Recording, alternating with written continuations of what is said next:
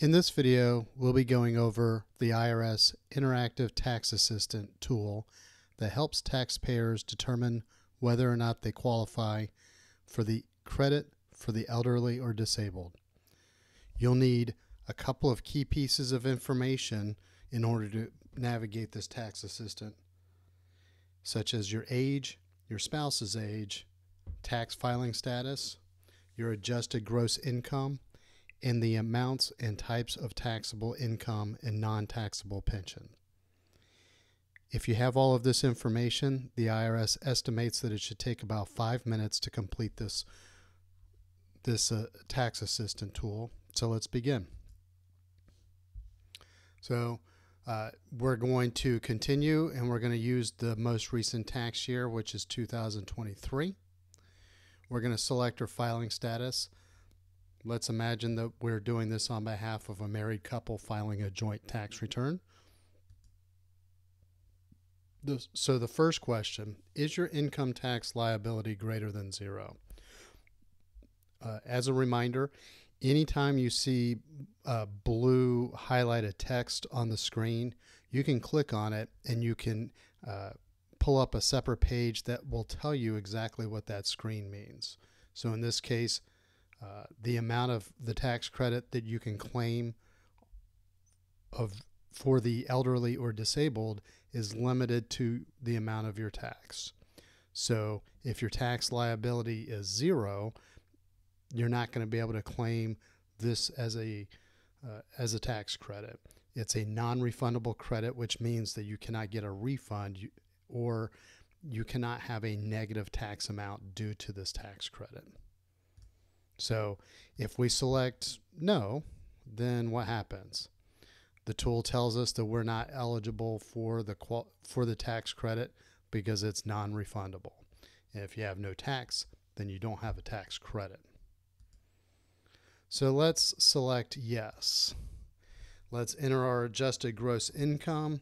Now, understanding that there are pretty low thresholds for being able to have this tax credit, I believe, let's say $20,000 that this married couple earns, and then it asks what the total of your non-taxable Social Security and other non-taxable pensions are. Let's say that that's $4,000. Were you age 65 or older? Let's say yes, and same with our spouse. So in this case, it looks like our income requirements, the income that we entered falls outside the requirements to claim the credit. So let's go back and make a small adjustment. Let's say that we don't have any non-taxable Social Security. What would it say now? In this case, it says that you would need to compute the credit on Schedule R and then attach it to your tax return. So I do want to go back to one specific item that people might have questions on, which is adjusted gross income. So when we pull this up, the IRS definition is your gross income minus adjustments to income, which mostly occur on Schedule 1 if you file Schedule 1 with your tax return.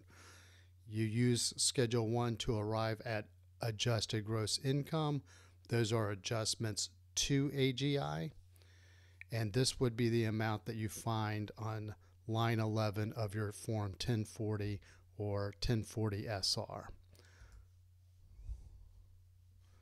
So we're going to go back, and let's say that we're now doing this on behalf of a single taxpayer.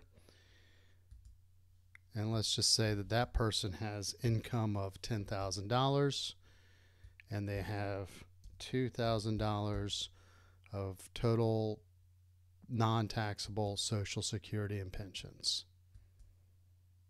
So in this case, this single taxpayer would qualify.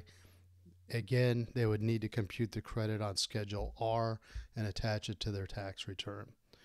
So this is a tax credit for the elderly or disabled. So let's say that neither spouse is age 65 or or older. So in this case, retired on permanent and total disability. Now, the IRS has a very distinct definition of what that means, and here it is. A person is permanently and totally disabled if both of the following apply.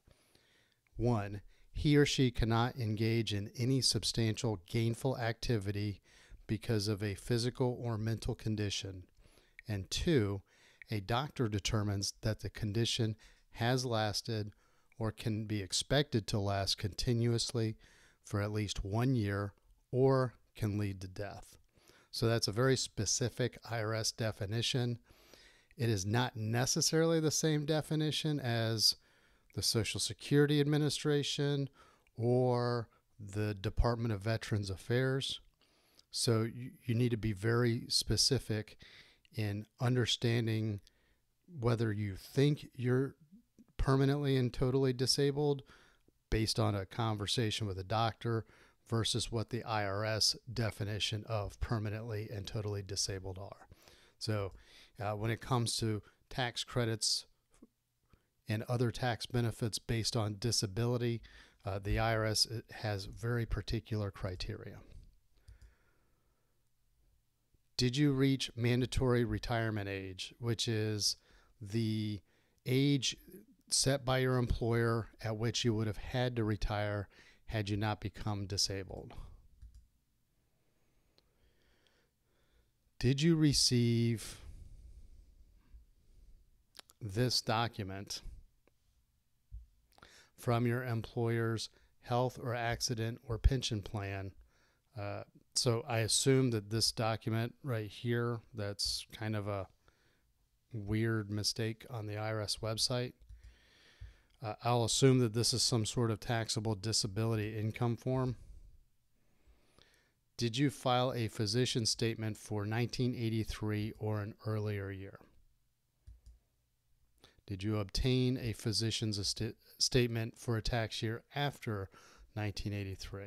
We'll say yes. Did your physician sign a statement indicating that there is no reasonable probability that this condition will ever improve? Yes.